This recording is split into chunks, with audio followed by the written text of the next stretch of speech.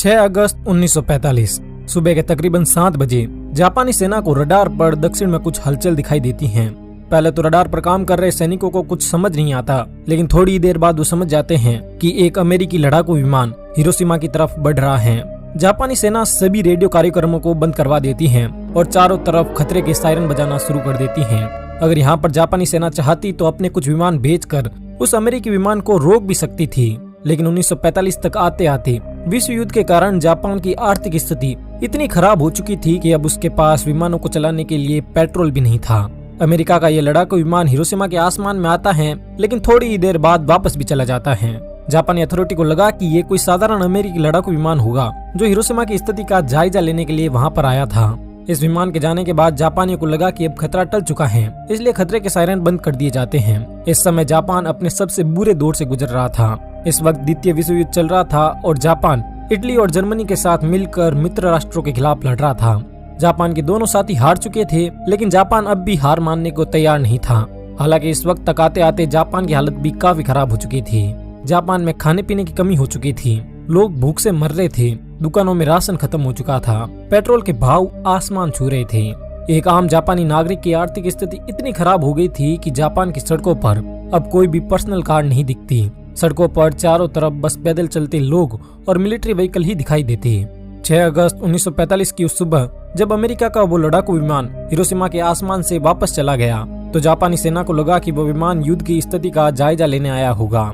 जापानी अधिकारियों का ये अनुमान सही भी था, लेकिन उन्हें नहीं पता था कि विमान युद्ध की स्थिति का नहीं बल्कि मौसम का जायजा लेने आया था। विमान जब वापस लौट जाता है तो जापानी अधिकारी चैन की सांस लेते हैं, लेकिन थोड़ी ही देर बाद सुबह के तकरीबन 8 बजे दक्षिण से एक और विमान आता है। जापानी सेना इस विमान को भी रोक सकती थी, लेकिन उन्हें लगा कि ये विमान भी पहले की तरह बस स्थिति का जायजा लेने आया होगा।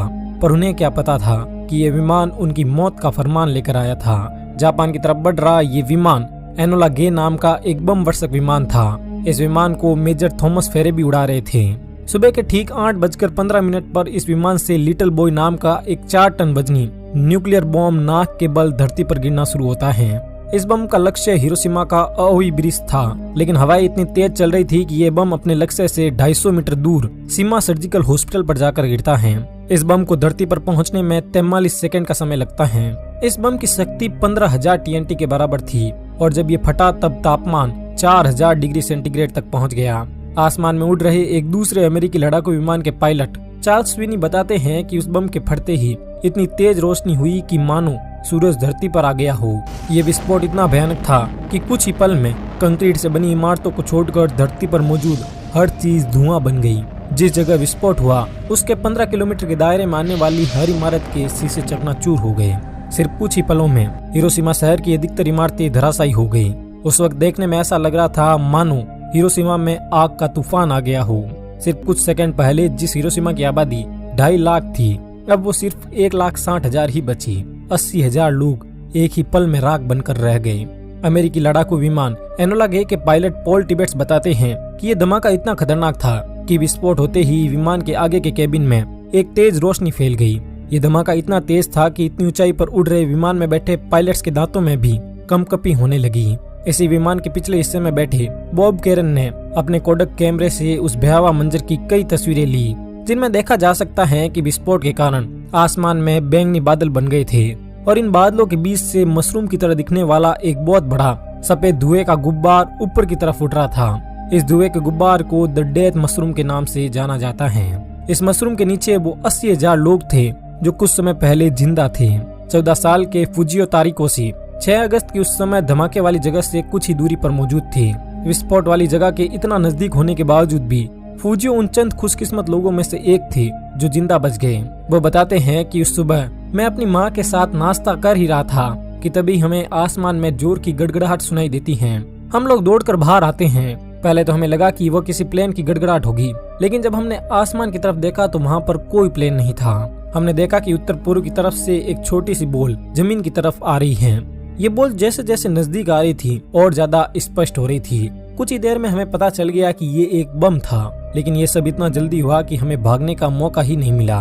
फुजियो आगे बताते हैं कि जैसे ही वो बम जमीन पर गिरा, एक तेज रोशनी के साथ इतना भयानक धमाका हुआ कि पहले तो मैं अंधा हो गया और अचानक से मेरे पैरों के नीचे की जमीन इतनी जोर से हिली कि मानो धरती फट गई हो। मैं कुछ समझ पाता इससे पहले ही एक गर्म हवा के झोंके ने मुझे दूर ले जाकर पटक दिया। इसके बाद मुझे कुछ याद नहीं रहा और मेरी आंखें बंद हो गई। लेकिन जब मेरी आंखें दोबारा खुली तब मैंने महसूस किया कि मैं जमीन पर पड़ा था। मैंने जैसे ही थोड़ी सी हिम्मत जुटाकर उठने की कोशिश की तब मुझे महसूस हुआ कि मेरी एक तरफ का हाथ तो मांस का एक टुकड़ा बनकर रह गया था। मैंने जैसे तैसे अपने टूटे हुए हाथ को संभाला। मेरे आसपास मौजूद हर चीज राख हो चुकी थी और मुझे तुरंत अपनी माँ का ख्याल आया। लेकिन मेरी माँ की किस्मत शायद मुझसे ज्यादा अच्छी थी। उन्हें मेरी तरह अपने गले हुए हाथ को नहीं उठाना पड़ा। मेरी माँ मुझे छोड़कर जा चुकी थी। ये बातें बताते हुए फौजियों की आंखों में आंसू आ गए। उनका मानना है कि मरने वालों की किस्मत जिंदा लोगों से अच्छी थी क्योंकि उन्हें उस तबाही के बाद के भयानक मंजर को नहीं देखना पड़ा। फौजियों की तरह ही एक स्कूली छात्रा जिनको क्लाइन भी उस सुबह हिरोशिमा रेलवे स्टेशन पर खड़ी थी। क्लाइन बताती हैं कि मैं और मेरे कुछ दोस्त जब स्टेशन पर खड़े थे तब अचानक एक जोरदार विस्फोट होता है। मैं तुरंत बेहोश हो जाती हूँ। लेकिन जब मेरी आंखें खुलती हैं तो मैं देखती हूँ कि मेरे आसपास कई सारे लोग मलबे के नीचे दबे हुए थे। वे लोग चीख पुकार कर रहे थे लेकिन वहाँ पर उनकी मदद करने वाला कोई नहीं था। मैं कुछ लोगों को बचाने की कोशिश भी करती हूँ लेकिन आग इतनी तेज थी कि मैं नाकाम रहती हूँ। इसके बाद मुझे अपने माता पिता की याद आती है। मैं तुरंत अपने घर की तरफ दौड़ती हूँ। रास्ते में मुझे कई मरे हुए लोग दिखाई देते हैं लेकिन उन लोगों के जख्म देखकर मेरी हालत इतनी खराब हो गई कि मैं उनकी कोई मदद नहीं कर पाई। किसी का हाथ उसके शरीर से अलग होकर लटक रहा था तो किसी के मुंह की चमड़ी पूरी तरह गल चुकी थी। जैसे तैसे करके मैं जब घर पहुंची तो मैंने देखा कि मेरी माँ बहुत ज्यादा घायल थी।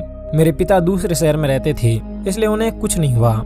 इस हादसे के बाद हमने हॉस्पिटल जाने की कोशिश भी की लेकिन सभी हॉस्पिटल इतने ज्यादा भर चुके थे कि हमें इलाज के लिए कोई जगह नहीं मिली। इस घटना के कुछ दिनों बाद मेरे पूरे शरीर पर बैंगनी चकत्ते होने शुरू हो गए और मेरे सर के सारे बाल भी झड़ गए। उस हादसे में जिंदा बचे लगभग हर इंसान की हालत क्लाइन जैसी ही थी।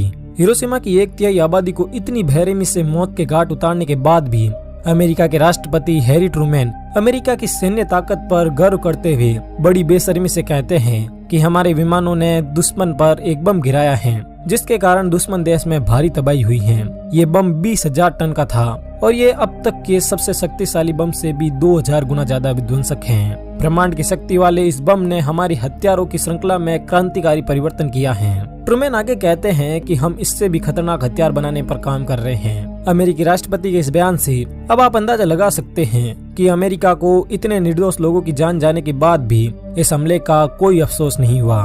हिरोशिमा में जब ये विस्फोट हुआ तब जापानी नौसेना का एक सैनिक भी वहाँ पर मौजूद था।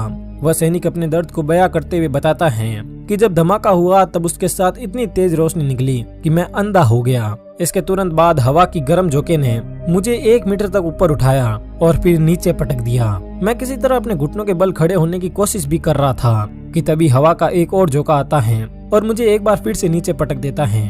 थोड़ी देर बाद जब मेरी आंखें खुली तो मैंने देखा कि मेरे शरीर के बाएं तरफ का हिस्सा पूरी तरह गल चुका था।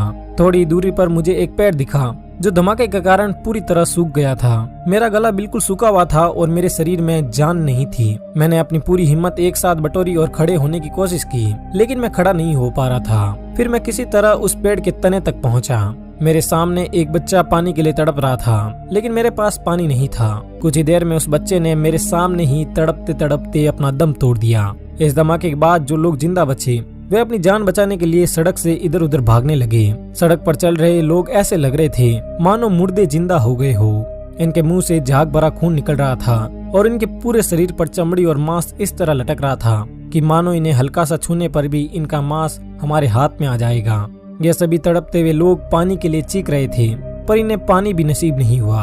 हालांकि इस विस्फोट के बाद सुबह के 11 बजे बरसात भी होती है लेकिन ये बरसात पानी की बरसात नहीं थी बल्कि ये विस्फोट के कारण उत्पन्न हुए रेडियो एक्टिव पदार्थों की बरसात थी। इस बरसात में जो पानी बरस रहा था वो ग्रीस की तरह काला था। उस वक्त वहाँ पर मौजूद जो भी इंसान इस बरसात के संपर्क में आया उसे स्किन कैंसर जैसी जानलेवा बीमारियां हुई। कई आंकड़ों के मुताबिक उस वक्त विस्फोट के तुरंत बाद 80,000 लोगों की जान गई लेकिन विस्फोट के कारण जो प्रभाव उत्पन्न हुए उनके कारण 60,000 लोग और मारे गए। इसी धमाके में घायल हुए यामागुची बताते हैं कि जब उन्हें होश आया तो उनके सामने कई सारे लोग तड़प तड़प कर मर रहे थे।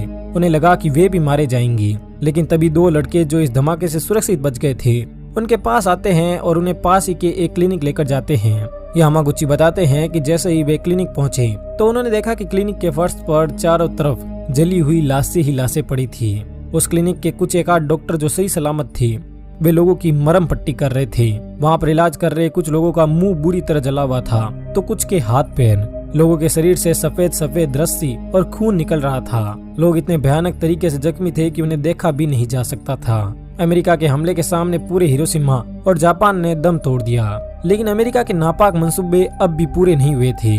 इस हमले के ठीक 3 दिन बाद 9 अगस्त की सुबह अमेरिका एक बार फिर जापान के ही एक और शहर नागासाकी पर ऐसा ही एक और परमाणु हमला करता है। पहले ये हमला जापान के औद्योगिक शहर कुकुरा पर होने वाला था, लेकिन मौसम खराब होने के कारण हमले की जगह को बदलकर कुकुरा की जगह नागासाकी कर दिया गया। घड़ी में जब सुबह के ठीक 11 बज रहे थे तभी अमेरिकी लड़ाकू विमान B-29 अपनी बेली से फेटमैन को रिलीज करता है। 4500 किलो वजन वाला ये बम हिरोशिमा पर गिराए गए लिटिल बॉय के बराबर ही ताकतवर था।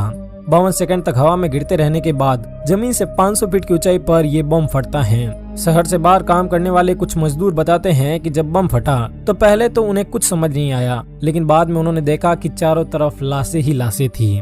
उनमें से कुछ बताते हैं कि हमने पहले कभी परमाणु बम के बारे में नहीं सुना था, इसलिए हमें कुछ समझ नहीं आ रहा था। जो लोग जिंदा बच गए उनके शरीर की चमड़ी गल रही थी। लोग मदद के लिए चीख रहे थे, चिल्ला रहे थे। जिस जगह विस्फोट हुआ उसके 1 किलोमीटर के दायरे में हर चीज या तो धुआं बन गई या राख बन गई। लगभग 74,000 लोग इस हमले में मारे गए और इतनी ही संख्या में लोग घायल भी हुए। हमले के बाद जिंदा बच्ची मिची हथोरी बताती हैं कि उस समय मैं 15 साल की थी। मैं अपने स्कूल की सबसे होनहार छात्रा तो नहीं थी, लेकिन सबसे आगे का ही छात्रा जरूर थी। इसलिए विस्फोट से पहले जब सिटी में खतरे का सायरन बजा तो हमारी टीचर ने हम सभी को पास ही में बने बंकर में जाकर छुपने को कहा। मेरे सभी साथी इस वार्निंग को हल्के में ले रहे थे, इसलिए वो सभी क्लासरूम से निकलकर स्कूल के मैदान में टहलने लगे, लेकिन मैं उस बंकर में जाकर छुप गई। कुछ ही देर में एक बहुत ही तेज आवाज के साथ एक भयानक विस्फोट होता है। मेरे जो दोस्त मेरे सामने बंकर के बाहर खड़े थे वे अचानक गायब हो गए। धमाके के कारण निकलने वाली रोशनी से मैं कुछ समय के लिए अंधी हो गई। अचानक बंकर में एक इतना तेज गर्म हवा का झोंका आया कि मैं एक जोरदार झटके के साथ दीवार से टकरा गई। कुछ ही देर बाद जब मेरी आंखें खुली और मैं बाहर निकली तो मेरे सामने मेरे दोस्तों की लाशें पड़ी थी। मैं उन्हें पहचान भी नहीं पा रही थी। उस वक्त तक लोगों ने परमाणु बम का नाम भी नहीं सुना था, इसलिए उन्हें लगा कि आसमान में सूरज फट गया। नागासाकी पर हुए हमले के बाद अमेरिकी राष्ट्रपति हैरी ट्रूमैन ने एक बार फिर अपने देश को संबोधित किया। इस संबोधन में वो कहते हैं कि अगर जापान ने अब भी हार नहीं मानी तो वो और हमले करेंगे, जैसे जापान के हजारों आम नागरिक मारे जाएंगे। इसलिए जापान के लिए बेहतर यही है कि वो आत्मसमर्पण कर दे। हिरोशिमा और नागासाकी पर हुए परमाणु हमले और 8 अगस्त को सोवियत यूनियन ने भी जब जापान के खिलाफ मोर्चा खोल दिया तो जापान ने हार मानकर 6 दिन के बाद आत्मसमर्पण कर दिया और इसी के साथ द्वितीय विश्व युद्ध भी समाप्त हो गया। ये युद्ध भले ही उसी दिन समाप्त हो गया, लेकिन इसने हिरोशिमा और नागासाकी को इतने बड़े जख्म दिए कि जिनकी हम कल्पना भी नहीं कर सकते।